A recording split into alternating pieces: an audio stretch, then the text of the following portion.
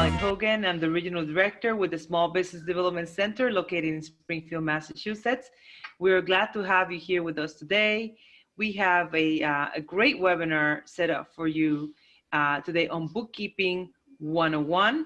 I want to thank all of the organizations here in the Valley who have been helping us promote these webinars.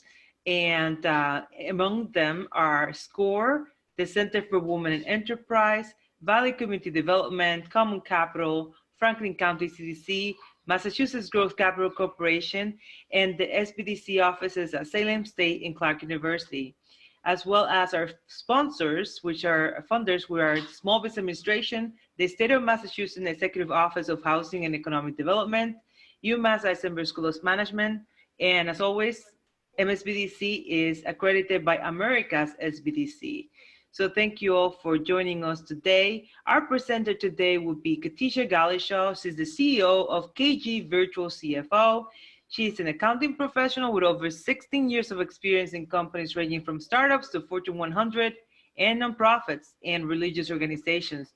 She holds a degree in accounting from Western England University and a Master of Arts of Spiritual Formation from Gordon Conwell Theological Seminary in Hamilton. So welcome, Katisha. Thank you for having me, Samalid, and thank you so much for joining us today on this Bookkeeping 101 webinar. Thank you all for seeing the importance of bookkeeping, even though it may be a topic that may be a little bit intimidating for some. Hopefully we'll take some of that intimidation from the topic and we'll just have a lively, hopefully a little bit of a discussion. I know it's kind of hard with the Zoom platform, but hopefully we can have a little bit of back and forth and you'll leave with some good sound accounting knowledge that you can apply to your business. So Bookkeeping 101, bookkeeping basics and tips for business owners. Let's get started. All right, so Warren Buffett said, accounting is the language of business. So let's take our little temperature here. When you first think of accounting, what are your initial thoughts about accounting or bookkeeping?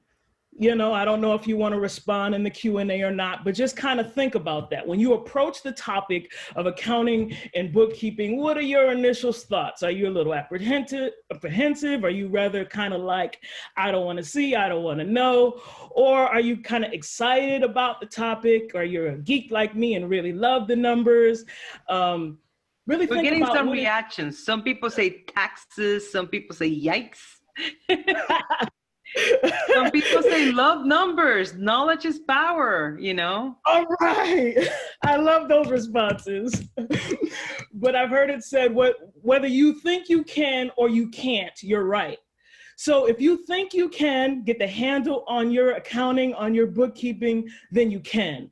But if you approach it with the mindset like, oh, I can't handle these numbers, I don't know anything about it, then you're setting yourself up to make bookkeeping harder than it actually should be. If we're going to be about, you know, carrying on this business, if we're going to try to go about business and be a profitable endeavor, if we're going to be in business, you have to learn the language. And we're going to try to demystify a lot of the language that we see out there. And we're going to try to take the sting away from the fear of dealing with numbers. And we're just going to break it down. And hopefully you'll leave with a little better perspective on numbers if you had an apprehensive idea in the beginning. So let's get at it. Our objectives today, by the end of this webinar, the participants will be able to understand accounting, the accounting cycle, the bookkeeping cycle, and be able to systematically, number one, gather your financial records or your financial documents. Number two, record those financial transactions. And then number three, prepare financial statements. Gather those financial documents, record those financial transactions, whatever way you want to. And then number three, prepare those financial statements. All right, what are we here for? Business or a hobby? The number one question is, are you ready to endeavor in carrying on a business, or is this just a hobby? What's the difference between a business and a hobby? Well, a business operates to make profit. People engage in a hobby for sports or recreation, not necessarily to make a profit. So you see that little, I think that's an old classic camera over to the side, and we got our yarn and our knitting. So if you got a camera and you just love to take pictures and you just snap pictures for fun as a hobby, that's not necessarily a business. But then if you go about it and you buy that extra equipment and you maybe deck out a studio in your house, or maybe rent a studio to take pictures, now, and then you start charging people for those pictures and selling your product, now you may be getting into the realm of conducting a business. And the IRS has set aside 9 factors that it looks at when considering whether an activity is a hobby or a business. And guess what? The number one, the first factor that it looks at when it's trying to determine if this activity is actually a business, a profit generating business, or a hobby, the first thing it looks at is whether, of course, the endeavor, the activity is carried on in a business-like manner. And that includes, number one, whether you have complete and accurate books and records. All right, so when you decide that I'm going to start a business, first thing that's in your mind that has to go into that consideration is, what am I going to do about bookkeeping? I have to make sure that I have clear and concise books and records for this business. Because the major tax difference between a business and a hobby is that if I have a hobby, I'm just taking pictures, having fun, and my costs or my expenses are greater than the income that I receive, and I have a loss as a result of that hobby, I can't deduct that loss on my tax return because it's just a personal hobby.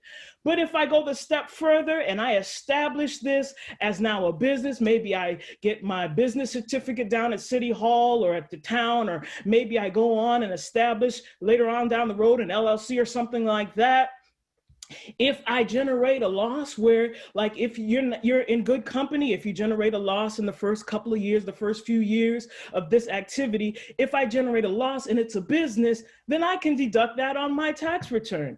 If I have earned income for whatever resource or whatever source that I may have, if I have a loss of the business, I can offset that loss, that negative income, against the income that I have. But if I have a hobby, then the IRS is not going to let me take that loss. But if you have income, whether it's a hobby or a business, you're supposed to report it. All right, so the first step, remember I said the first step of this accounting, this bookkeeping cycle, is to gather those financial documents. Maybe I should pause and see if there was any questions about the hobby versus business. If there's anything, you can chime in, Somalia. But number one, gather those financial documents. First thing we're going to do is gather those financial documents, and we're going to define those. It's a new age term, and it's kind of new in the accounting world to call that step of gathering those financial documents, we call it pre-accounting. Let's define that. Pre-accounting is the system through which financial data, and we'll define financial data. So we have to develop a system through which financial data is gathered, it's coded, it's aggregated, and normalized so that you can actually get to the accounting. So we're not even there at the accounting stage. You see that picture where it's stacked with folders and multiple colors and all this papers all over the place? We're gonna develop a system by which all those documents are number one, gathered, number two, coded. So we're going to make sure that they're categorized. Every piece of paper, every financial document that relates to my business, I got to define it. I got to say, what is this? Is this an invoice? Then this is an income document. Is this a receipt? Then it's an expense document. So I'm going to develop this system that whenever I have financial data, I am going to gather it, I'm going to code it or categorize it, I'm going to total it up, and then I'm going to create a system where I can start it all over again. So once it's going to take some time in the beginning to develop a system, but once you have a system where you gathered it, coded, and aggregated, whenever you get a new piece of financial data that's related to your business, it can go right through that system of being gathered, coded, and aggregated. It starts all over again. Now that system, it may be paper or it may be digital, but you should have a system, and that's pre-accounting. All right, let's talk about those financial documents. And number one, we're going to determine the filing system. So if you want to have your papers, you want to keep a paper file, you want to keep, I have business owners that maybe have a folder and they have a color coded folder and they put all their receipts in one. They may categorize it by month or they may categorize it by expense type, but they have a system through which all those financial records are coded, are categorized, are tallied together. Now, my history is is an auditor for the Internal Revenue Service. And when I first started off auditing small businesses, guess what I would get for a filing system? I'd get a shoebox full of receipts. And they would tell me, here's all the records, all my business records. You look at them and tell me whether it's right. That's not the way to go. You have to be able, if you have a shoebox, make sure you maybe rubber band some receipts together, some type of way to categorize all the financial records that come in. If it's electronic, maybe you have folders on your desktop, maybe you have a Google Drive that is categorized by month or categorized by vendor, whatever system that you have, it has to work for you. I can't give you the system, but whatever makes sense for you, make sure it's an organized system that you can gather the documents, code them, and aggregate them. Some major financial documents, of course, are the bank statements. And this is a place where I should pause for a caveat. This is no longer a hobby, this is a business. So I would suggest, strongly advise, that you have a separate business bank account. Please don't intermingle your personal funds with your business funds. If you can, please go to the bank, open up a separate bank account so that all your business income, all your business expenses are coming from that business bank account. Number two, maybe you have credit cards that are in the business's name. That's a major financial document that has to be part of this pre-accounting system. If this year, maybe you were able to take advantage of the SBA loans or the PPP loans, and now you have loan statements, or even before then, maybe you had taken out a business loan and you have loan statements. That's part of your pre-accounting financial records, and you should have a system by which you can go and easily put your hands on those documents. Along the lines, your business may have purchased some assets. Maybe you purchased that camera to a new camera or a new lens, or don't get me to try to figure out all the different equipment that goes along with the photography business, but some lighting or whatever, backdrops, all right, all of that good stuff. When you purchase those assets, make sure you have a system by which you can gather those together. Purchase invoice, maybe your business has a brick and mortar location. Make sure those real estate closing documents are all in the same, or a place where you can easily put your hands on. Maybe during this pandemic, you have started an office in your home and you realize that that metal folding chair is not very comfortable, so you purchased a nice ergonomic chair. That's a business, and if it's used for your business, that's a business asset. Make sure you have a place where you have all those documents together. Now, how long should you keep these documents? I don't want you to be a hoarder and hold on to them forever and a day. The general advice from the Internal Revenue Service is that you keep those records 3 years from the date that you file your return. So we're in 2020, you're going to get ready to file your 2020 tax return in April 2021. 3 years from that time, you have to keep those, generally, keep those financial statements, those financial documents. So you'll be keeping those for the 2020 tax year, you'll be keeping those documents until 2024. And that's a general rule of thumb. Talk to your accountant if they need you to hold on to things a little bit longer. Maybe it's an asset that you purchased and your accountant wants to depreciate that over a longer period of time.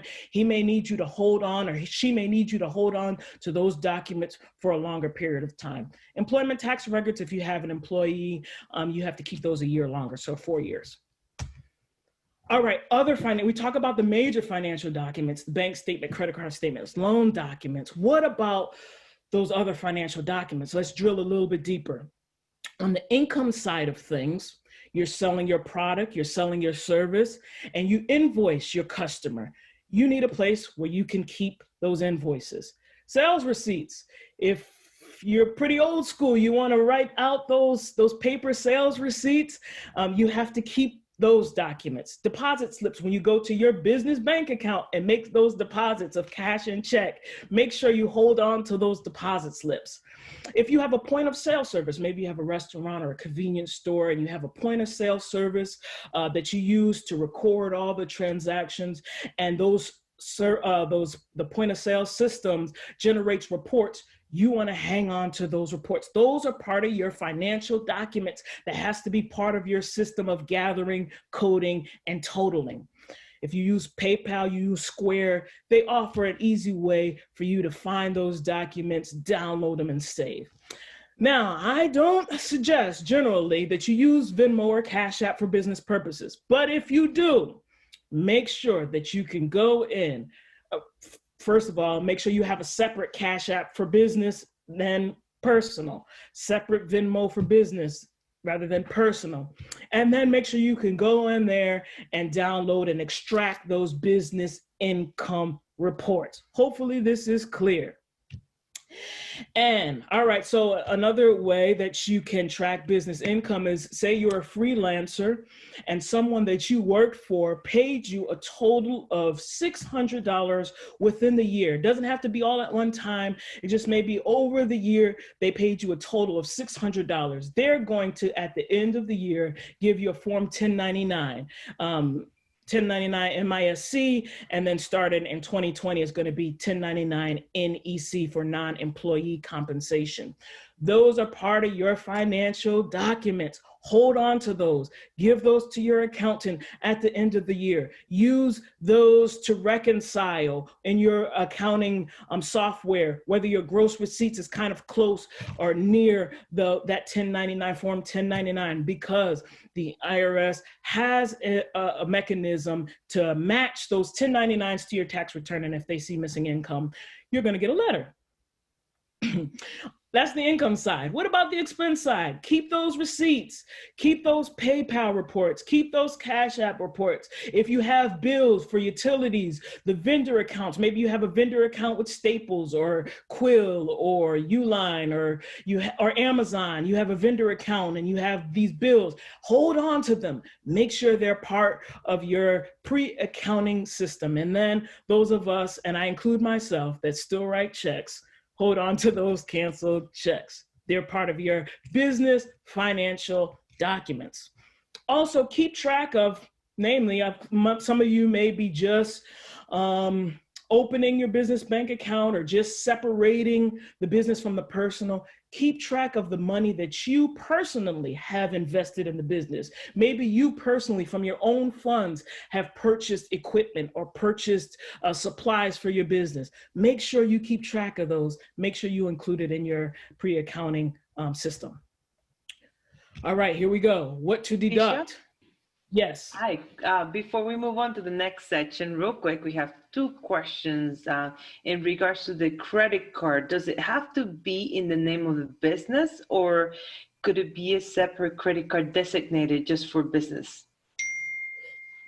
So generally, you would want to, if you can, get a credit card in the business name to establish a segregation from personal to business. But if you have a separate credit card that's different from the ones that you use for personal purposes, as long as you have a way to document and track that these are specifically business related expenses, that should be fine. All right. And then why do you recommend Venmo or Cash App in your income or sales?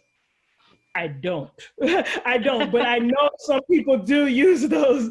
I do not recommend those because generally it's harder to obtain those reports, and it's hard, not unless you have it, the Cash App specifically designated for the business and it's connected specifically to your business account.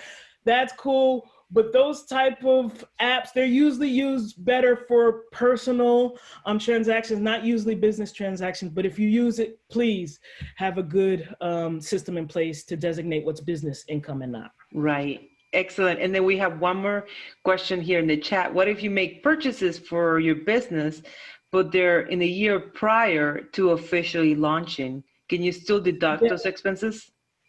Okay, so yeah, talk to your accountant, because every expense that you have paid for, every investment that you've made up until the time that you officially launch as a business, those are called startup expenses. And your accountant there may be special tax treatment for those startup expenses. So definitely put them in a place, make sure they're tallied and totaled, and give those to their accountant just in case there's special tax treatment for those amounts. Good to go? Good to go. Okay, what can you deduct? Cost of goods sold these are all expenses, but cost of goods sold is a special type of expense because these are the expenses that are directly related to your sale of whatever goods or services that you offer. So those would be the cost of materials, those would be the cost of direct labor, any storage costs that are directly related to the sale of your business. Now this can get a little tricky. So for example, if you own or operate a convenience store and you have on your shelf lots of candy and soft drinks and drinks, waters, and all that other good stuff that are in your convenience store, your cost of goods sold is the actual wholesale price of those items. Those are called the cost of goods sold, or COGS, or cost of sale. There's various names, but any expense that's directly related to the sale of your product, those are called cost of goods sold. For me, I'm a service-based company, so I'm not selling a product, but my cost of sales would be the direct salaries that I pay for my bookkeepers, those that I have on staff, my CPA that I have on staff that prepares tax returns. That's part of my cost of goods sold.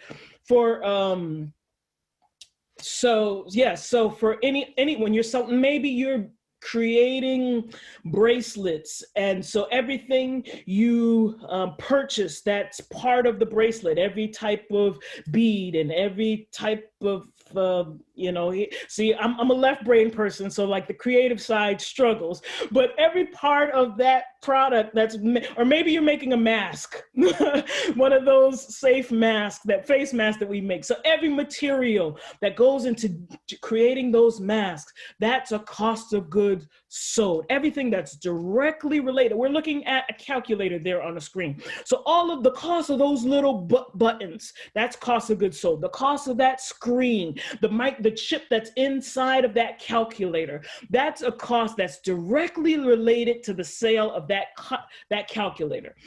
There are other expenses that are deductible. These are other expenses: salaries and wages, contractors, rent expense, interest expense, any type of taxes that you may pay related to the business, insurance costs for the business. These are all the other types of deductible expenses. If you use your car for business purposes, say you go, and when we used to travel and see each other face to face, you use your car to go out to a business appointment and meet a client, track those business miles, generate a log that has the date of that appointment, the description, who are you meeting, why are you meeting them, and the number of miles that you drove in your car. Give that to your accountant. They're going to total up all the miles for that year, and the standard mileage rate for 2020 is 57.5 cents. Total. So say throughout the year, you drove your car 10,000 miles. You drove to a business expo to display your product. That's part of business miles. You drove to meet a client for lunch. That's part of your business mile. You drove to a factory to check it out to see if you should rent that. That's business miles. But you also use the car for personal reasons. So you can't use the total miles that you drove your car as a business deduction, but you take just those business miles, total those up, and you get a deduction for that. Also, if you have a specific area in your home that you use for business purposes, it's designated specifically for business purposes, talk to your accountant. You may be able to get a deduction for the business use of the home. Now, beware, there are implications, tax implications once you sell your home. So make sure you beware and talk to your accountant and see if that would be beneficial for you. I'm sure there's going to be questions about that, but that's the end of that section. So if we have questions, Yes, we have questions here. One of them, which I started to answer because I think I know the answer, but I'll confirm with you. Since you work with the IRS, you definitely know this one. Can you use gas instead of miles for deductions? And my initial answer to that was one or the other, like mileage or gas and maintenance expenses. You can't combine both. Is that correct? You're head on. Maybe you should have a job with the IRS. There's two separate ways of recording those car expenses.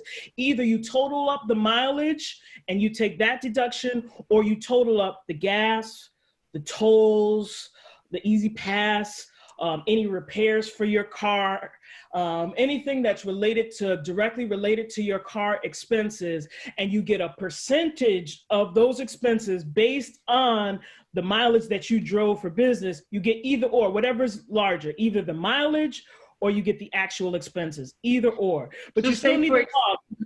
Go ahead. Yeah, so say for example, I'm putting on my gas in my credit card, which I only use for business expenses. Then I put my oil change in there. Then my car needed new tires and it needed new brakes and all that. So at the end of the year, I'll add up all of my car expenses and say, I figured out I drove my car 20,000 miles, but only 10,000 of those miles were, I mean, that 20,000 is a lot of miles, but it's just an example.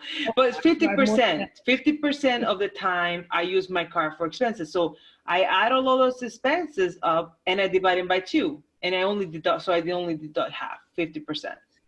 That or whatever's larger between 10,000 times 57.5%. 57.5 cents. Correct. So yeah, you have to make that judgment. You can't do both. So you have to choose, either you do the mileage as 57.5 cents, or you add up all your expenses for the year and you figure out what the percentage you use the car for, and you do that.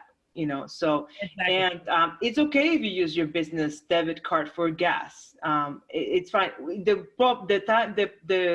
You could even have 2 business credit cards. The point is that you track it separately from your personal, so that it's easier to track. Absolutely. And then we had another question here about cost of goods sold. And I lost it. I think I accidentally, hold on. Maybe somebody, if I go back, something about cost of goods sold and a credit card. I don't know if whoever answered the question could do it again, that'd be great, because I lost it. Okay, so what is the difference between contractors and direct labor costs? So they could be similar. So if you pay a contractor for direct, so say if I contract someone out to handle marketing, and the marketing is directly related to what I do in business. So maybe I'm a marketing agency and I contract someone out to do a part of that marketing, that would make it cost direct labor. But for me, a bookkeeping business, I hire someone for marketing because that is not my cup of tea. He's just my marketer is just a contractor for me. And if I pay that person over $600 in a year, I'm giving them a 1099. Right. Hope that makes sense. Great. No, that's great. That makes sense. And I think I figured out the question about the credit card. So credit card expense, I think meaning merchant fees. Are those considered cost of goods sold? Very, very good. Very, very good. Yes. So the merchant fees that you pay for Stripe, Square, PayPal, all of that good stuff, that's part of cost of goods sold, or that it's part of a net sales figure, whatever it is. I usually use it as cost of goods sold because that's part of me offering my services. I have to pay those merchants in order to accept credit or debit cards. So yes, that's cost of goods sold. Excellent. And how are Wi-Fi costs and costs to set up and maintain a website factored into the cost of goods sold? So it may not be if Wi-Fi is not part of your business, the business that you do. It may be just a direct other expense. The Wi-Fi and website may be part of your advertising expense or utilities expense if it's just a monthly Wi-Fi fee. It may not be related to cost of goods sold. Right. And one of the things that when you do your taxes or you have your accountant do your tax, there's certain categories that are included in there. And it's been a while. It's been since I did my taxes, so I can't remember which one is the category. But I consider those business expenses. They go into some of those other categories, expenses that are related to me running my business. Advertising expense, for example, I would consider a website, advertising expense. And if I'm doing Wi-Fi for the business, not the one that I have in my house, but the one that for my business, maybe I have a hotspot or something for my business, I will put that on the other type of expense, business expense, not necessarily cost of goods sold. Sure. All right. Exactly. So someone here's asked, would love to better understand home office expense issue when you sell your home.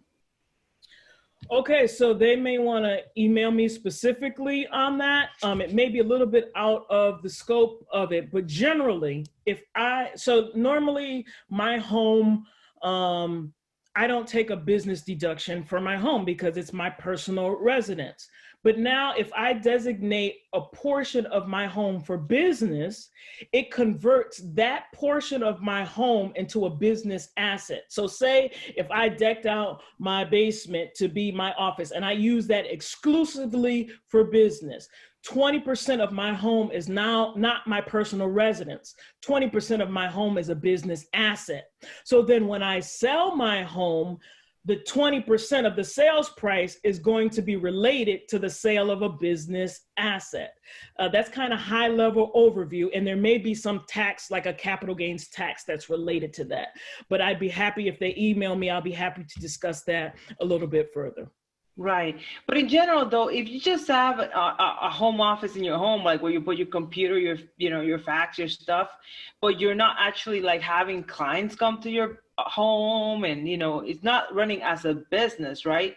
It's not something you really have to worry about, but you don't have to do it. You can choose the business use of a home is a choice. You don't have to deduct that for a business purpose at all. Talk to your accountant and see if that makes sense for you. Right. And then just to confirm, for those of us who, so here someone says, if I can't get a business checking account for a startup DBA, is it okay to have a separate personal account separate personal account for use for business?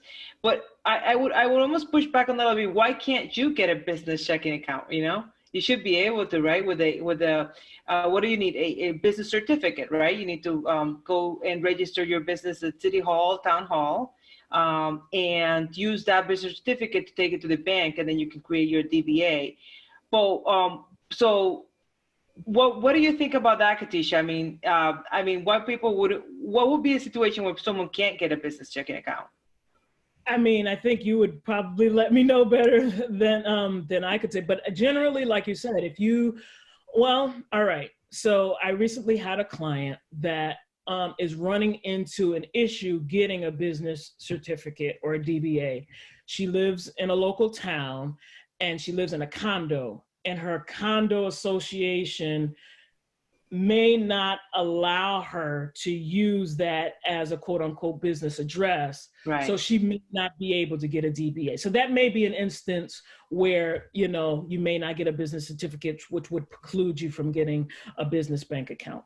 Yeah, especially I think some of the folks that are doing like online businesses, they're not seeing clients, they're not really handling business transactions at home. They're kind of just fulfilling things or whatnot.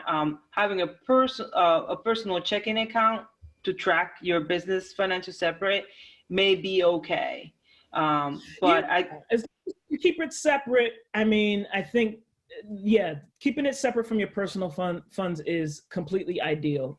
I mean, it'd be preferred to have a business account, but if you can't, as long as you have a way to track the business income separately, then that's fine. Right. And just to confirm, things that you spend in your business, including any trainings that you go to, that you pay for, all of those things, keep track of them, keep the receipts. Those are tax deductibles. Those go on your tax returns as deductions, you know, in one of those expense categories. For sure, for sure. Any type of webinar that you may have to pay costs for, any type of educational development or coaching that you may participate in to develop your skills in the line of business that you're in, those are deductible business expenses. And what do you have more than one car? Can you deduct, you know, mileage in different cars? I think if it's just mileage that you're deducting, does it really matter which car you're using? It doesn't matter. Yeah, right. So if you have 2 or 3 cars and you take turns between all the cars, you know, you drive the fun convertible for those fancy appointments, and maybe you drive the 4x4 to the more, you know, winter appointments, that's fine. Keep track of your expenses, keep track of your mileage, and you can do that. But if you do just expenses, gas and maintenance, then you kind of have to track it for each car, correct? Sure. Yeah. Anytime like that goes into your log. So in your log, you should denote against the day, the mileage, or the expense. And it might be worthwhile to note if you have multiple cars, this was for the Jeep, this was for the car, just for your own way to check in your mind at the end of the year and see if it makes sense, the total mileage or the total expenses for each car. Right, right. And there's a question here on the chat. Would you have to 1099 a landlord? I'm not actually sure. Did you mention something about landlords? So landlord is not a contractor that you would pay for your business. So if it's a commercial property and you pay the commercial landlord rent, that's a rent expense, but you still won't have to issue them a 1099. No, I don't see the reason to issue a 1099 for that. No. You have a lease that states what your rent is, and you can keep track of your payments to your landlord. You typically, you know, make a check, you know, for example, or if you pay in cash, then you want a receipt or you want to show that you paid cash. But I don't recommend that. Check. No, you don't have to issue them a 1099. Yeah, but you don't have to do the 1099. Just to answer the question. Okay, let's say if a business uses a credit card for a purchase, how will I calculate the interest on the debt if I keep balance for another month? I keep the balance. If a business so if this is your business credit card and all the purchases on that business credit card are specifically for your business, then the interest for that card is deductible. Yeah. Okay. Emil, does that answer your question? Yes. So if I use the business credit card, and I carry the balance month to month, so this interest will be count as a expense, or? It is an interest expense that's related to your business. Yep, as long as all the purchases on that business card are for business purposes, it's an interest expense that's deductible for your tax return. Okay, great. So we can move on and we'll come back to some more of these questions. I think maybe this should have been a whole webinar, this one section, right? I don't know if we're gonna have a chance to get through. I wanna be mindful of the hour timeline that we had. Maybe we should have made this an hour and a half, I think. We're going to 2:30, right? Okay. All right. All right. All right. So I'll try to move it along. But great questions. I'm glad that there's a lot of interaction there.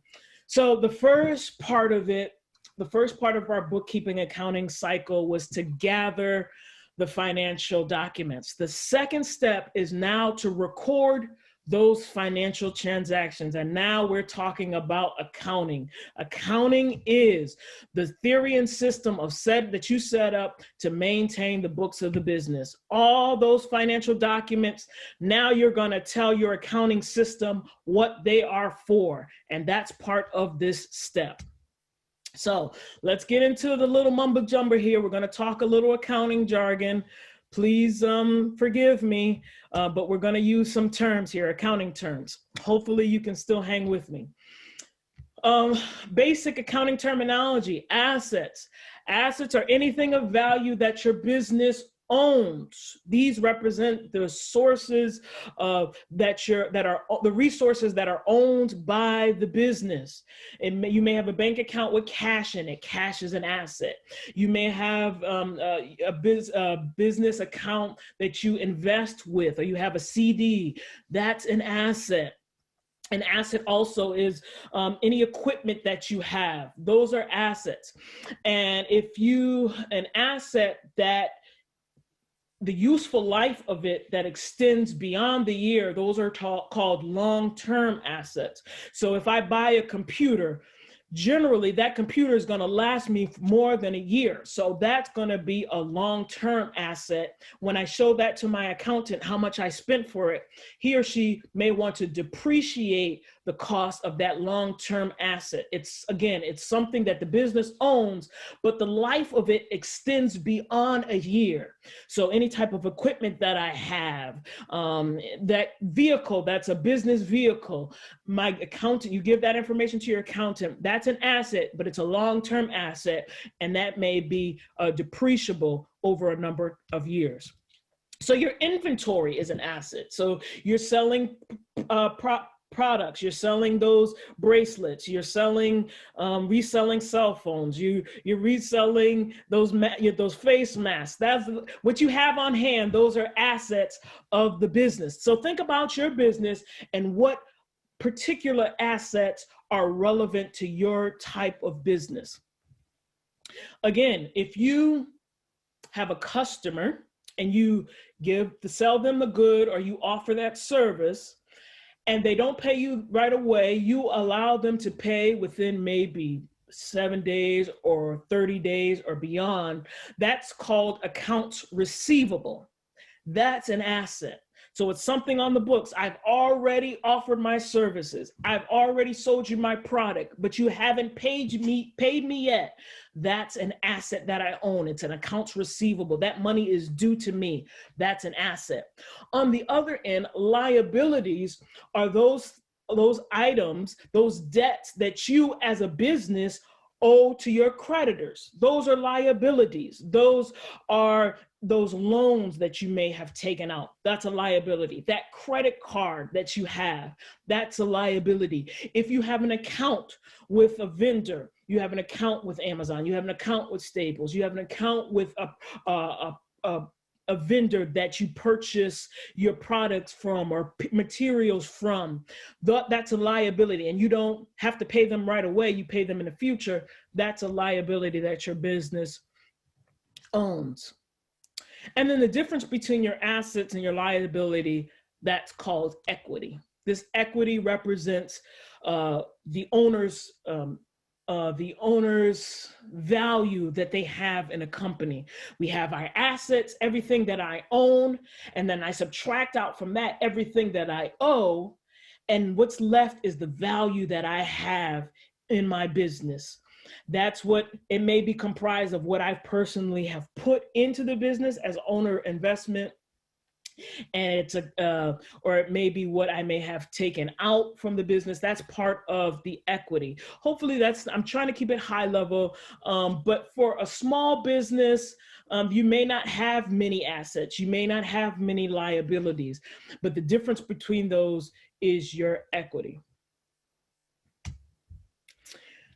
Going further now, so these three items, assets, liabilities, and equity, these three items all go on what is called the balance sheet. And we'll talk about that a little bit later, but all these items go on the balance sheet. And it's the same. This is what I love about accounting, because it's equal opportunity. If I pick up a balance sheet from Walmart and I pick up a balance sheet from the convenience store down the street, they all have assets, liabilities, and equity. They may have various levels of those things, but they all have assets, liabilities, and equity. It's the same across the board. So once you get that terminology down, then you'll know how to properly record these items in your accounting system.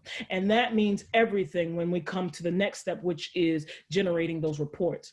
These three items, asset, liabilities, and equity, goes on your balance sheet. These two items, revenue and expense, they go on your income statement, or another way to call that is the profit and loss, or P&L. Revenue, again, is the money that's coming in. That's the inflow of money. That's my sales. Even if I'm a nonprofit, that's my donations, that's my grants that come in. Anything that the company receives when they sell products that they have manufactured, or they sell services that they have offered, that's called revenue. That's called income. That's called sales. You subtract from those things all the outflows from your business. Again, we've already talked about that, but the salaries, the utilities, the rents, the insurance, the office supplies, those are all the expenses. And the revenue minus the expenses, if that's a positive number, then that's net income. And if that's a negative number, that's a net loss. Revenue is inflows, expenses are outflows of money.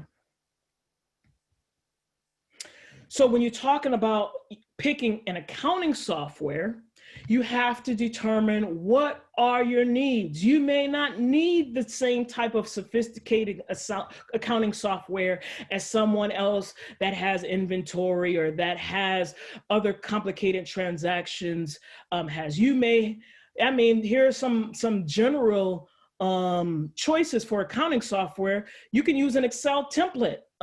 These are links. So if you get a copy of this presentation and you click these links, they'll take you directly to the website where you can see these different accounting softwares. But the Excel template, that connects you to, I believe, an SBA or SCORE template. But you search, you can do a Google search for a profit and loss template or a balance sheet template. Fine, if you don't need an accounting software, start with Excel and plug in the income and the expense, and it could work just fine. But when you're determining what software to use or what to use for your business in this accounting step of the accounting cycle, you have to determine what platform that you use. Do you need to track inventory? Do you need something that would capture your receipts? So there's various, most of these cloud-based accounting softwares, you can take a picture of your receipt and connect it, upload it directly to QuickBooks or FreshBooks or Wave or Xero. So you don't have to even keep the paper version of it. You could take a picture of it, upload it to the software, and there you have it. You have an electronic version of the receipts, because we know with those, especially a certain type of receipts on that special paper, those tend to fade. So it's good to have a backup. So if you could take a photo of it and associate it with some type of online backup system and then back that up. I'm a big fan of backing up. I have 2 and 3 backups of my data. So if you take a picture of it and upload it into your Google Drive or upload it into QuickBooks or one of these accounting softwares, then you have a backup of those receipts. Do I need to track sales tax? All of those types of needs would determine the level and the type of accounting software that you use. QuickBooks Online, of course, is one of the most famous ones. And I see Samala coming back on. You let me know if I have any questions. FreshBooks is another one that starts at $15 a month. Wave is completely free. I love that software. I've been advising that to a lot of companies that are just starting off. It offers a lot of the functionalities of the cloud-based accounting softwares, but it's absolutely free. Xero is another one that starts at $9. And all of these would connect directly to your business bank account. So you would need your credentials. You would need your username and your password, and you connect it directly to one of these software platforms, and all your financial transactions are downloaded and you categorize them from there. Are there any questions? Yes, we have a few questions here. Someone asked here, is there an accounting software specifically for medical practice? I don't know of one offhand. And I'm thinking it's almost like when you're looking at medical practices and those kind of practices, you have the separate functions. You almost have to separate the billing from the accounting, and they connect. They'll connect, and if you can connect your accounting software with your billing, it's perfect. But there's some very specific ways that you need to submit your invoice, like the ERM type system where you do all your billing from. That's going to be separate usually from your accounting software. Okay, so it's separate. It's completely separate. You can't connect them. Well, sometimes so if you have something like QuickBooks, they have connections with various what they call apps. So you can search in their app store and see if you can connect those two types of software. Sometimes there is a connection, sometimes there's not. Right. And there is a comment here. She's Lori says, I've been working with Katisha for a few months. She recommended Wave. It is easy, free. So this is a little commercial for you, Katisha. Thank you. Thank you, Lori, for that comment. And Lori asks, is it true that you can deduct only so going back to deductions real quick, because we missed this question earlier. Can you deduct only the mortgage interest and not the entire mortgage if you're using part of your home as a business? That's so those are two separate things. So the interest, you take a percentage. So say if I'm using 20% of my home for business, then I would deduct 20% of that interest as a business expense. Now there is an option to depreciate. So the purchase price of your home, if I use 20% of my home for business, I would take 20% of the purchase price of my home. So I paid $100,000 for my home. 20% of that is for my business. So I would depreciate $20,000 of that over almost 30 years. Your accountant will tell you it's 27 and a half years or 39 years. You would depreciate that. So those are two separate things. The interest is one thing and depreciation is another, but they both can be business deductions based on the percentage of use for your home. Right. Okay. All right. Looks like you may continue. Cool beans. All right, so let's take a quick look. I think we have some time. Let's look at the QuickBooks Online subscription plans. If you wanted to choose and see your options, this kind of gives you a layout of the levels of service and the different pricing options that they have. So QuickBooks always has sales. It's usually 50% off, but now they're having a Labor Day sale. It's 70% off for 3 months. But what I really wanted to get to is these levels of service. So the simple start, say if I just need to use the accounting software to track income and expenses, I just need to capture my receipts and have a place to upload them. I just need a way to maybe accept some payments. QuickBooks has a merchant account where you can invoice someone and they can pay the invoice and they take a merchant fee and things like that. Or I want to track my business miles. If I even want to issue 1099s, Simple Start may be the way to go. Again, it depends on your needs. But then if you go over and you need maybe to track inventory, or maybe you need to track time, or maybe you need more users, or you want to pay bills through QuickBooks, then you have to start upgrading your service. So again, assess your needs and choose the plan or the software that makes the most sense for you, knowing that if you need to upgrade a service in the future that you may want to start small and upgrade it from then, or if you don't need all the service that you have, you may downgrade it. Any questions? No, continue. Okay, let's go. Cool. All right, so let me see if I can. Whew, all right, this is a real test. While you're switching screens, just gonna show us a quick demo of QuickBooks? Yeah. Excellent. I did want to share a quick story about a few of the folks that we work with, landscapers in particular, that figure out how to use QuickBooks very efficiently, and they automate their invoices to the clients, right? Because they're on monthly payments. They'll say, I'll do your lawn for $40 a cut, and they figure out they go there every week, so they just automate. They send out those invoices every month, and folks are paying with their with like an electronic check. So they don't have to use, they don't have to pay merchant fees per se. They're paying their QuickBooks subscription, whatever that may be, but they don't have to pay an extra fee for credit card fees because their clients are paying with a checking account, with a debit account.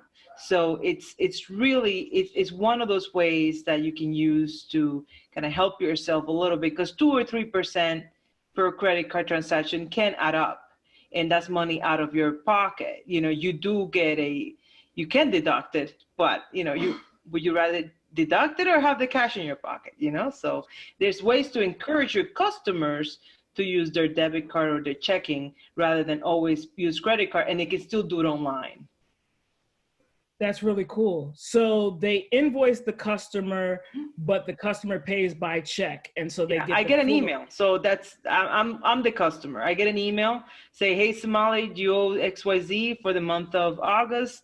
I go in and I put in my routing number, my checking account, my name, and I pay the bill, and then I get a receipt. And it's simple, and he doesn't have to pay any merchant fees.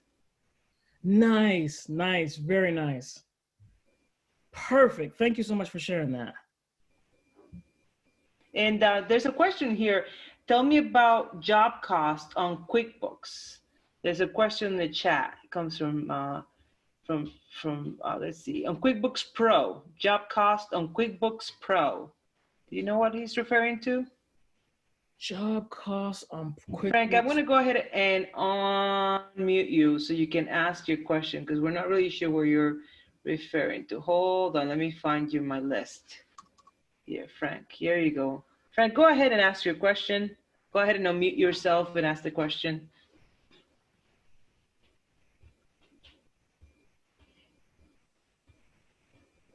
You're still muted, Frank. Sorry, I think it was my fault. I may have accidentally muted you again.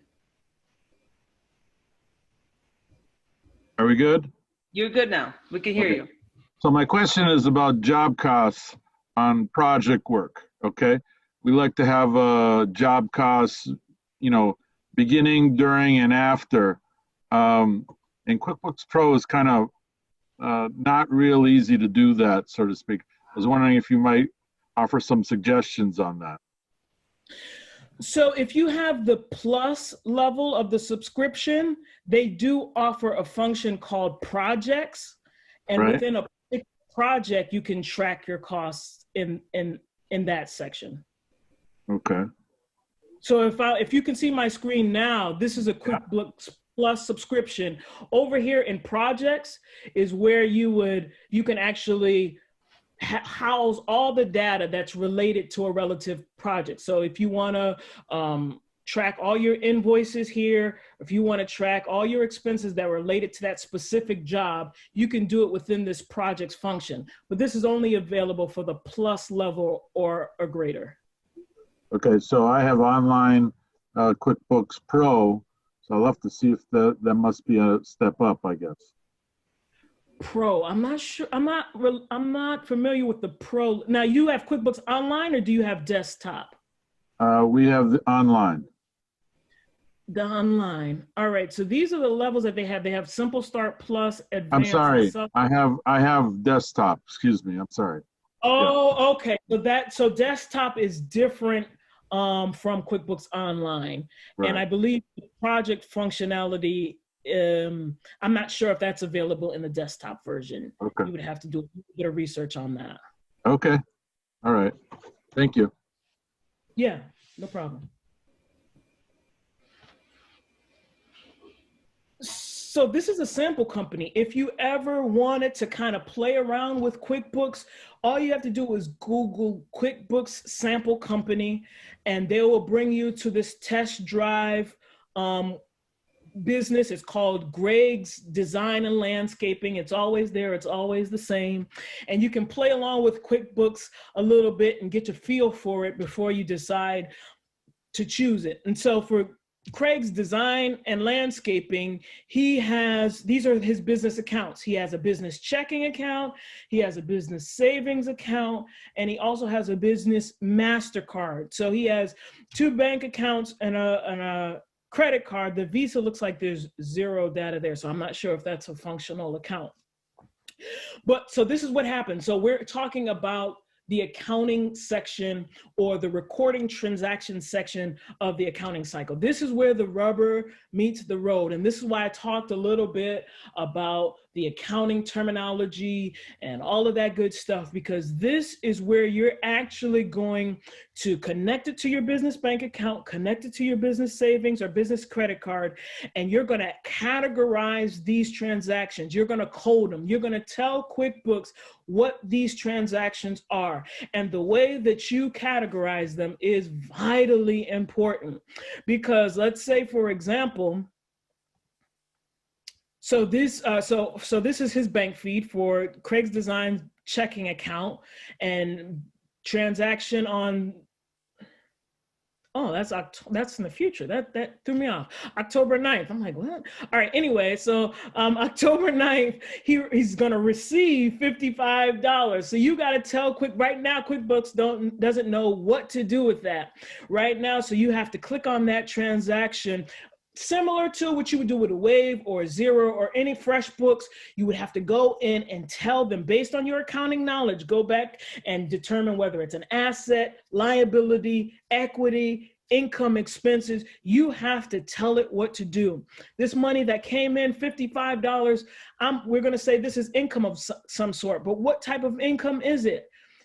Craig has already designated certain types of income that are relevant to his business, which is a design and landscaping company. So this $55 that came in, let's say it's related to landscaping services.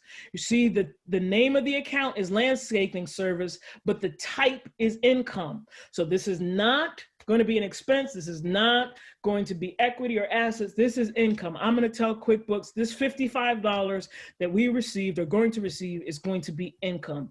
I tell it that it's going to be landscaping services, which is an income account, and I add it. It's going to be similar. It may look a little different in the other platforms, but the theory of it is exactly the same. Those are monies coming in. These are monies that are going out. I have to tell QuickBooks, $1,200. What did I spend that on?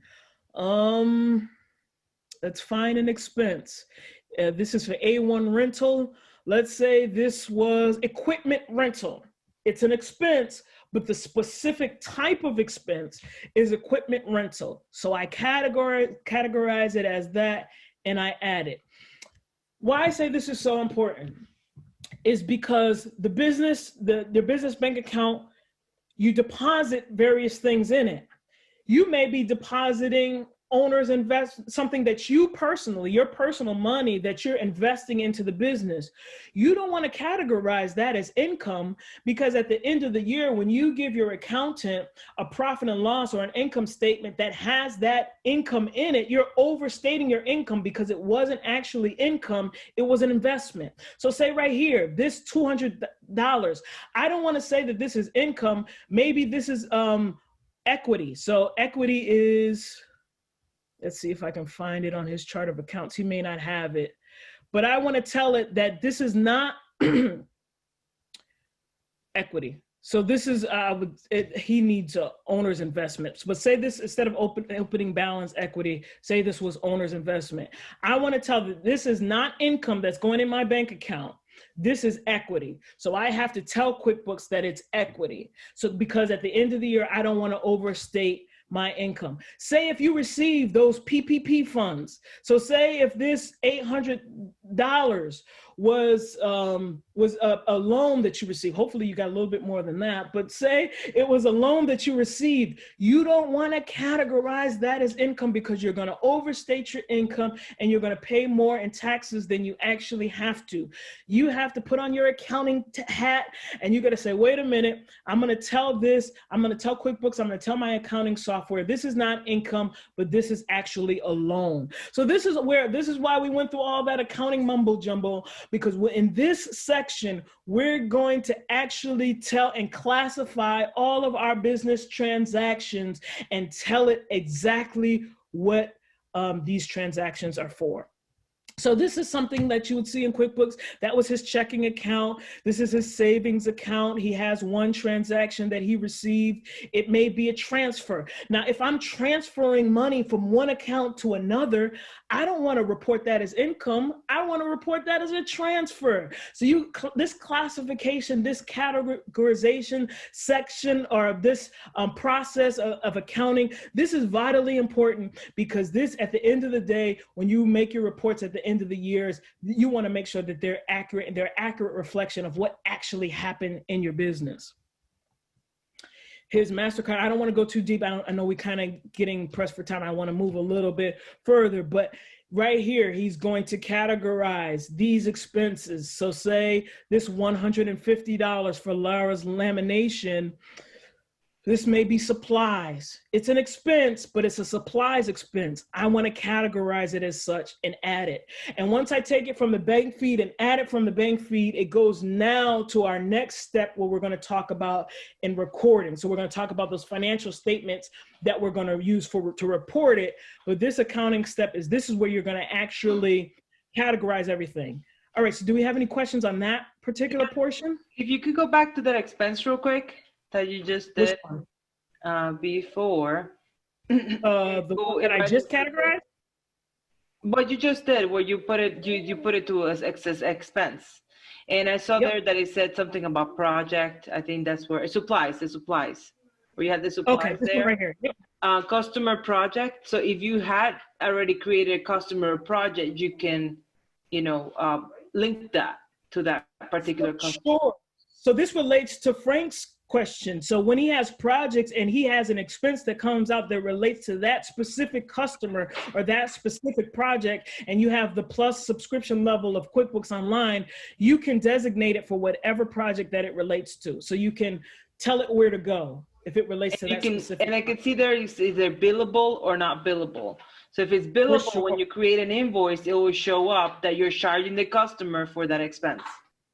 You can do, like I said, these accounting softwares can be as robust and as detailed as you need them to be. So yeah, if that's part of your business model and you need to bill your clients certain expenses, QuickBooks offers that service as well.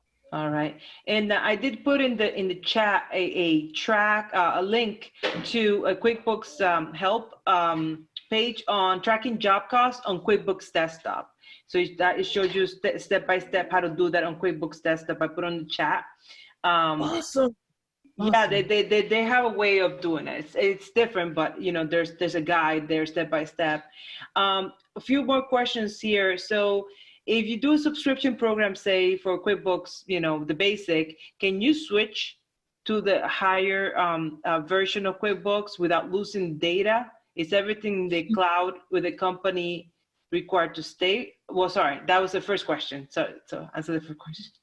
So that first question, if you have QuickBooks Online and you need to upgrade the service, so say you were at Simple Start and now you need to upgrade to Plus, you can do that seamlessly. At any time of the month, you can just change that subscription level and the data stays exactly the same. You won't lose anything at all. Right. Similarly, if you need to downgrade, you can do that without losing any data at all. Great. And the same thing with desktop. You think, well, with desktop is in your computer, right? You have the save files in your computer. So if you're upgrading to another QuickBooks software, then you can technically just update your save files. Yeah, and I apologize, I'm not that well versed in the desktop version, but if you need to back up, I know there's a function where you can back up your desktop data, and I recommend you doing that frequently. And even if you want to convert from desktop to online, you can do that as well. Right. And is everything in the cloud with the company? Are you required to stay with the product? The company you started said you couldn't go from QuickBooks to any of the other type of like Xero or the other type of softwares. You have to kind of stay with that, if you started there, unless you're starting a whole new account with the other folks. I mean, if you're changing, I recommend you do it maybe like at the end of the year or something, Right. just so that you have a full year's data with one accounting software and then before you switch to another. But you can always download all your data and upload it on another cloud-based platform. That's no problem at all. But just for your own sanity, I recommend kind of you staying with something until there's like a cutoff point, which usually is the year end. Right, the year end. And how do you, since you're already in QuickBooks here, do you categorize a loan payment? How would you categorize a loan payment as an expense here in the QuickBooks? Yeah, so say if this $899 came in, oh, a loan payment now? Yeah. So you took a loan to buy a piece of equipment, or maybe, it's a new building or something. You got to pay, your loan payment on that. How would you categorize it? Yeah, all right. So this may get a little in the weeds, but say if you took out a loan and you're paying down that loan, and of course with any loan payment, a portion of that goes to principal and a portion of that goes to interest. Mm-hmm. So in a software like QuickBooks, you want to actually, it offers that functionality to split. So say if this is a loan payment, I would have to split it between, say if I find, does he have a loan on the books? Let's see. Say if he has a note payable on a loan payable on the books, and say of that 150, 100 of it is principal. So I would put $100 there, and then $50 of that is interest. I would split that and find interest expense, if it's in here. Right. It's interesting. I see what you're doing. So you're separating the amount paid for the principal of the loan and the interest into two entries, but related to that loan payment for that month. One entry, but it's split. Oh, one entry, but it's split. Sorry. Yeah. Yeah, so the total amount is 150, but I'm segregating 100 of it as principal and $50 of it as interest. Right. Okay. So that's how you would do it on, once a month when you're making that payment. Okay. Yep. You would have to split it between principal and so for some folks who are going to try this, they're going to connect it to their bank account, right? And so in the bank account, that negative 150 will show up that they made a check or a payment, electronic payment to whomever for a loan. And so when they get that, that's what every month they need to go back and reconcile it, right? Like go back and categorize all of those transactions, right? And QuickBooks, does it learn to do that automatically after a while, or you have to do it every time manually? Well, QuickBooks gets smart. So the more that you categorize transactions, the more it will predict it. So say if you had 150 every month, it would start to categorize it as loan payable. But again, that principal and interest version may change every month. So you want your loan statement in front of you at the end of or whenever you're making that payment or whatever you're doing your accounting, you want that loan statement in front of you. And on that loan statement, it'll tell you how much is principal and how much is interest. So you need that in hand when you want to record this transaction, if you want to do it accurately. Okay. And can you have two different businesses running out of the same QuickBooks account? Or you have to get another QuickBooks account for another business? So you can, but it has to be with the plus level of service, the plus subscription level, and you would use what is called, what do they call it? Classes, account classes, I think they call it. Let me see if I go back in here. It's called, so QuickBooks tries to get smart. So every time you do something, it'll say, do you want to create a rule that every time you pay Lara's Elimination, it's for this? So you can create a rule. That's beyond the scope. Right. Okay. So in general, one QuickBooks account, sorry.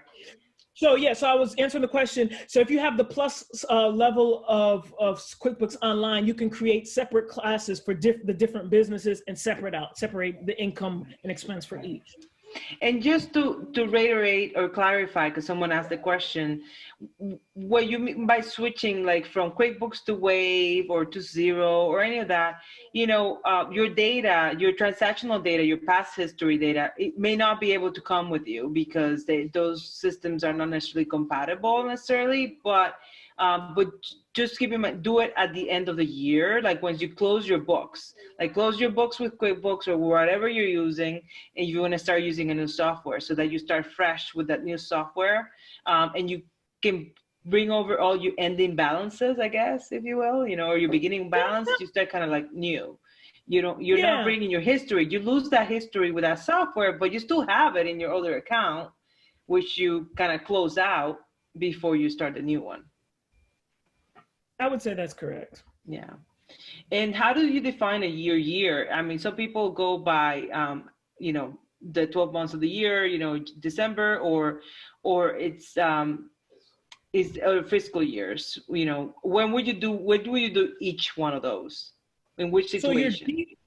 So your default, if you're a sole proprietor, you haven't incorporated or anything like that, your default is calendar year. So that means December 31st is the end of your year, and that corresponds with your personal income tax return. But whenever you incorporate, you have the option to choose a fiscal year end. And that makes the most sense for maybe nonprofits. They maybe want a June 30 fiscal year end. Or I remember when I was auditing grocery stores, they would have a January 31st fiscal year end.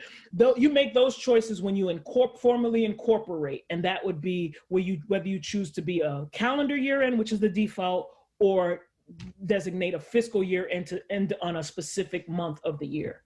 Right. Great. Thank you. Cool. All right. Let's go back to, I know we only have a few minutes. This last section, we'll just try to just get through it as quickly as possible. Let's see. Do you see the prepare financial statement slide? We see it. We see the slide, yes. Cool beans. All right, so we talked about gathering financial records or financial data. That's the first step. The second step was recording financial transactions. That's the meat of it. That's where you do the actual accounting. This last step, we'll make it quick and easy in case we want questions at the end, is you prepare financial statements. So after you have recorded all your transactions, you told QuickBooks what it was, you told your Excel, whatever you're using, you told it what it is. Each transaction, you have the paper to back it up, or you have the document to back up all the income and all the expense. Now you're going to prepare your financial statements. And this is oftentimes called post-accounting or financial reporting. And that's defined as the financial results of an organization that you then release to maybe to your creditors. They may want to see your financial statements, or you may want to even, this is the part I love, you use your financial statements for yourself to even just assess the health of your business or make business decisions going forward. I'm going to try to move a little bit fast. So your financial financial statements tell you the story of your business or organization, the numbers, they tell it all. So you can evaluate the health of the company by reviewing and reconciling these reports on a regular basis, whether it's at the end of the year, whether it's monthly, quarterly. You should take a look at those financial statements to see how your business is doing. Those financial statements, we talked about it a little bit earlier, but those financial statements, or let's talk about a little bit more about the usefulness. Those financial statements are used by yourself or by investors or by the loan officers or your advisors and others to review your performance, make business decisions, maybe assess maybe you decided to launch a new product line and you want to see how profitable that product line is. Use your financial statements, analyze your financial statements to see how much income or revenue came in and the expenses that are related to offering that new product line, and assess how profitable that is. That's a useful way to use your financial statements. they're also used for credit worthiness. So this was a big thing when I was helping small business owners apply for those SBA COVID-related funds, that we needed to generate financial statements. And some of the businesses did not have those financial statements in place, and we had to go back and reconstruct it. But so it's important not only to prepare your taxes, because you do need your financial statements to prepare your taxes, but it's good to have those, prepare those on a regular basis. So if you ever need a loan, so maybe, I mean, like most businesses, their revenue has dipped 50% or more in these past 6 months. And so now they maybe need a little gap loan to get them through. You need the financial statements. You go to your bank and say, this is the profitability of my business in past. We may be having some issues right now, but this is how the performance has been. Can we get a loan? Okay, the balance sheet shows the assets and the liabilities. The assets are what the company owns. The liabilities, as we talked about, is what the company owes. The equity is the difference between the two. I apologize if I'm moving a little quickly, but this is Craig's design and landscaping balance sheet. You see his assets are lined up there. His accounts, his bank accounts, his accounts receivable. He sold some things on credit, and he has $5,000 coming in. Remember, this is as of a particular point in time. So as of the end of August, he had $5,000 that he expected to come in. That's his accounts receivable. He also had some inventory. He also had some trucks, a truck that he purchased. That's an asset. On the liability side, I apologize if you can't see this clearly. Hopefully you'll get the slides and you'll be able to see it a little more clearly. But the liability side, he has accounts payable. He has those credit cards. And he also has taxes payable. That's a liability. He took out some loans, took out a $25,000 loan. That's a liability that's on the books. And this is the equity. This is the net income that has been retained in the business up until that point, and the retained earnings that has carried over from previous years. And this is my favorite part about accounting. Assets have to equal liabilities plus equity. One side has to equal the other, whether you're the small convenience store or whether you're a multi-billion dollar corporation. The accounting equation is still the same. Assets equals liabilities plus equity. Income statement, again, it's called profit and loss, or P&L. That shows your revenue, that shows your expenses, and the difference between the two is the net income or the net loss. You should prepare those typically yearly, but quarterly or monthly if that makes sense for you for analysis purposes. This is an example of his profit and loss, Craig's Design and Landscaping, as of 2020, as of the end of August. These are all his sources of revenue, his income. He had a small cost of goods sold.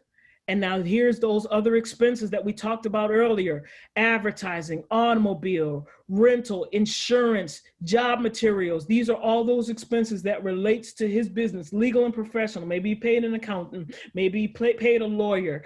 Those are expenses that are deductible. Office expenses, maybe he bought some supplies, some paper, utilities. These are all part of his profit and loss. And at the end of the day, it'd be ideal if this number was a positive, but at the end of August 31st, he had a loss of $2,916. So his total income was $10,002. And by the time he was deducting all of these total expenses, he got down to a loss of almost $3,000. All right, so that was quick and dirty. If you have any questions, we can take that for the next few moments. Sure. Hold on. Here we go. I was just answering a question here in the Q&A about how often QuickBooks updates your bank account information, and I found it in. I found this QuickBooks help desk really helpful, and it looks like they do it nightly or two or three times per week, depending on the banking institution. Once you link your account, QuickBooks will update your account information. And you can synchronize that anytime. So if you want to go in there and synchronize you do manually, it now, right? Manually, you can. Yeah, synchronize it. Okay, so we have a few questions here. So So there's a question here. Do expired cost of goods sold count towards losses? For instance, so here's an example. Herbs used to make an herbal preparation that expired, you know, due to moss or loss in quality, for instance. Do those count towards losses? I think that's like obsolescence, like you have inventory that goes bad. So that is an expense or a loss that you can take on your tax return. Okay. Okay. Does that answer your question, Alexandra? I sent her a quick request to unmute. Okay, sure. Yeah. Okay, so yes, yes, she said yes. Yes. Okay. Good. We're good. Excellent. So, you know, another question that we get a lot, Katisha, some folks are starting online businesses right now because that's what's in, right? Everybody's home. You're trying to figure out ways of getting your product out there. So whether you have a brick and mortar and you're starting a new website for your brick and mortar, or you're starting a completely new online business, my question to you is, you know, how would you be able to, is there a way with QuickBooks to track, you know, your taxes, sales tax, you know, for the product, as you collect sales tax from the sales online? Yeah. So your point of sale service that you may be using, they should be able to track it for you. But if you use QuickBooks to sell your products, QuickBooks does offer the ability to track sales tax. And they do offer the ability to connect with your state and actually directly pay the sales tax directly from QuickBooks. So yeah, they do offer that functionality. Excellent. Yeah. And yeah, I was doing quite a bit of research on that, on the, what do they call it? The tax nexus, if you have nexus in a particular state or not. And it's based on, you know, physical, you know, like if you have a physical presence in that state, or if you have fulfillment facilities, like if you're selling stuff fulfilled by Amazon, for example, you might have a nexus in those states. But I guess, like you said, use the point of sale system. Go ahead. Yeah, the law has changed quite a bit. So definitely check in with your accountant and do a little research, because for those online businesses, you may be required, even though you don't have a presence there, you may be required to withhold and collect sales tax. Correct. All right, great. Thank you so much for that. So again, I want to go ahead and thank everybody that attended today's webinar. Thank you so much, Katisha, for being with us today. Really, really appreciate it. I want to thank all of the organizations who made this webinars possible. We will make sure to send you all a copy of today's slides with Katisha's permission. I think you're okay with that, right, Katisha? Of course. Excellent. And I want to thank all of the organizations who made these webinars possible. I'm flashing their names on the screen. These are business advisors here in the region who are available to assist you with all of your general business questions. If you're starting a business, growing a business, as well as the MSBDC, which is the organization that I represent, the Small Business Development Center. Our website is on the screen, and there's offices all throughout the state. And thank you so much again, Katisha, for being with us today. I look forward to meeting with you again. Maybe we'll do something like this again in the future and try the other software that you showed. Sure, absolutely. And thank you so much again, Samala, for the invitation. Thank you all business owners, wishing you much success in your business endeavors. Hopefully we'll talk again sometime. Great. Bye-bye. Bye, y'all.